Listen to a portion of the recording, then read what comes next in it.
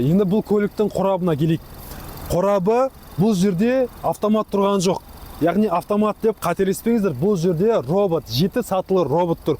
Неге автомат жоқ? Өйткені бұл турбомотор болғандықтан оның беретін бүкіл моментін, бүкіл күшін, толықтай пайдалы әсер коэффициентін жоғалтпай атқаратын қорап керек. Сол үшін мұнда 7 сатылы робот 730 DHP индексімен қорап тұр. Бұл қорап Getrack компаниясынікі. Енді Getrack компаниясының білгендері бар шығар. Getrack компаниясы үлкен авто гиганттардың көліктеріне қойылады. BMW, Ferrari, Mercedes, Mini, Volvo, Renault көптеген көліктерге қойылады енді ол.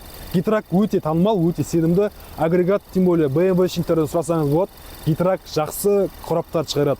Енді қораптың ресурсына тоқталайық. Қораптың ресурсы негізі шамамен 250 000 километр. Бұл қорап тек қана череге ғана қойылмайды, көптеген басқа компаниялардың модельдеріне қойылады. Енді бұл қорап сіз кәдімгі автоматпен салыстырмаңыз, бұл робот.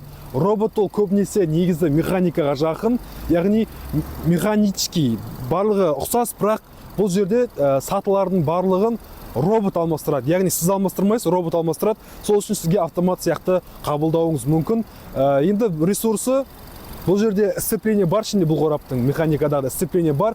Ол сцепление 200 000 километр ресурсы солай айтады.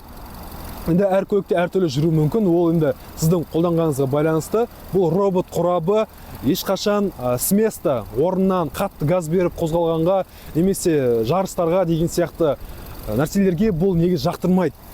Енді қораптың жалпы ресурсы 250 000 километр. 60 000 километр сайын оның майын ауыстыру керек, яғни профессионалдарға барып майын ауыстыру керек.